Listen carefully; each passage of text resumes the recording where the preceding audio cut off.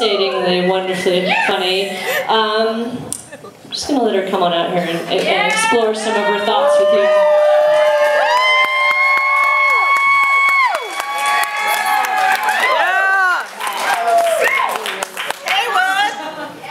Hey guys, how's it going? I was trying to like do my hair backstage, but it didn't work out. So yeah, I saw last night that this show had sold out. And so congratulations to all of you, but also I was like, oh fuck, I better go home and write some jokes. And then I, I went home, I opened up my laptop, and it kind of like turned into more of like a life journal session, like just thinking about things. So I hope you're okay with that. Yeah. It's gonna be followed by some sad haikus. I just want to add a little emotional diversity to the comedy night. So I think it's a lesbian way. That stool. So I'm in kind of a weird headspace right now because I just deleted my Facebook account. No, like for real, not deactivated. What? Deleted. I found a secret link, Crazy talk. Yeah, like for the 5th time, but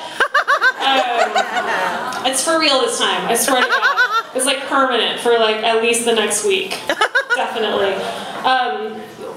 Oh, why did you delete your Facebook account, you may be asking? Well, number 1, duh. Number 2, right? Yeah. Number 3, yeah, well, you've heard all that, like, what's the, like, virginal Christian stuff about, like, not getting, like, sex before marriage and, masturbating, like, spilling your seed, messing up your sweat socks. So, like, Facebook is, like, the ultimate seed spiller. That was a hard turn of phrase. Because, like, all these witty quips that I have, all these, like, hilarious one-liners, all of my, like, perfectly executed political analyses of Justin Timberlake, like, gone. It's just, like, one Facebook like, and then it's off into the vault of forgotten dreams. I know. And so, like, yeah, oh my God, I miss you so much. Facebook! I was so jealous when Melody was talking about it because I was just like, I remember that guy. It's been 3 days and I'm like emotionally destroyed by it. But like, as a former Facebook codependent, like one of the things I always found most irritating was when people are only, on the Facebook, but they're not like into it. They're like, I don't really care about that. Whatever, I got shit to do. And I'm like, how could you not care about it, you asshole? There's so many lols. There's so many extremely strong opinions. There's so many events that you RSVP yes to, but actually you just sit at home on your couch in your Jimmy Jams for the duration of it. Yeah, so like basically for the last, few years, until extremely recently, my main social activity has been sitting on my couch in my Jimmy Jams, clicking through the photo booth albums from various Facebook events, and just like, every other photo being like, oh my God, that's a great shirt, or, yeah, Angela Lansbury. On photos of like people I have never met, total strangers at events I have not attended. Because for me, that makes me feel connected to my community. It's like I'm just like together with people. But my issue, people in the room, is when like it takes more than 48 hours for people to upload these photos. And I'm just like, hello, like how am I supposed to live vicariously through other people's social lives if things aren't being uploaded in a timely manner? Okay. Okay. Get with the program, Portland. Yeah. I need relevant content now. Yes. Yeah. So, like people in AA kind of need a lot of coffee and cigarettes at the beginning. I've heard that. I need something to keep my little typey fingers busy while I'm quitting Facebook on the internet. So, obviously, I've turned my attention to the Craigslist free ads. You know what I'm talking about. Yeah. But like really, I mean like my girlfriend loves when I bring random shit home. She's like totally into it. So I'm like, yeah, like okay. Like just this week, I found totally for free this fiberglass fake rock like fountain for your yard. Oh God. Yeah. And it was like totally for free. It was in someone's yard. All I had to do was like just like dig it up a little bit, like unplug it, and like just like be really quiet while I put it into my car. And it like still had water in it and everything. It was a total score. Total score. Who else here tonight is also currently seeking free sperm off the internet for making lesbian babies? You, sir? Yeah? No? Oh. Keep enjoying that tequila sour, by all means, yes. Yes, well, I've decided, if I become pregnant, perchance, I'm gonna be okay with it, I'm gonna rock it. I'm gonna, like, embrace that new natural phase of my life. I mean, it could happen through, like, natural ways, like, eye contact, or sneezing, or swimming next to a young gentleman at the public pool. I don't know about that. Eating red Skittles. That's what my mom told me. But, when it does happen, fingers crossed, Craigslist free ads. I'm gonna love that baby so much. I'm gonna love that little swaddled bundle of joy that came from my vagina. Just love it up. Love it up. But, like I don't really like kids that much. It's kind of a, like, I don't know. It's just, like, I just see them as competition, for like love, food, cool clothes. Yeah. And like, those little jerks are always the center of attention. It's just like totally not fair. It's like, what about me? What about me? Where's my Oshkosh bagosh? You little dickwad, get out of here. But, other than like not liking kids, I think I'd be a great mom, right? Look at me, it's awesome. Yeah, in college, my best friend, a gay man named Neil, who wore striped shirts, not important information to know, told me all the time that I had like really great birthing calves.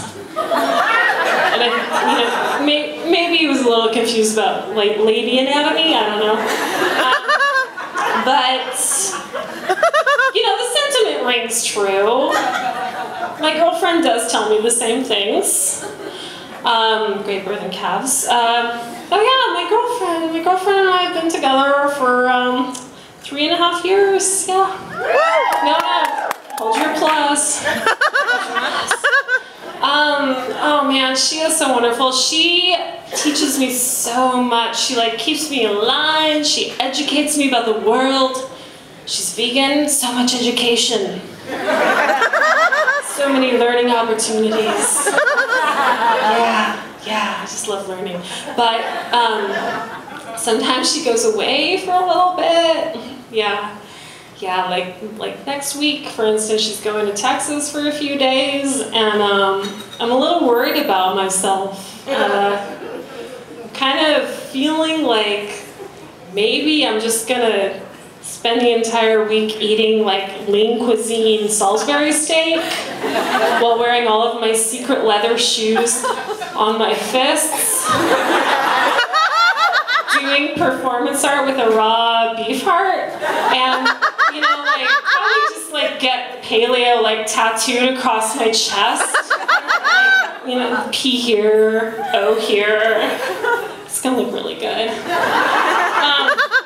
But I haven't really talked to my girlfriend about the baby thing, which is like, I don't know, some people might think it's important, but I don't think it's that different from when I brought home the like extremely well-loved love seat that I found on the side of the freeway in the rain.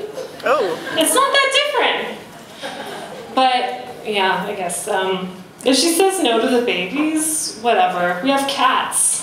Cats, you know, like well known for supplying emotionally fulfilling relationships that are equal in contribution. Yeah, cats. Oh, cats. So there's like dog people, and there's cat people. I think I'm kind of a beta fish person.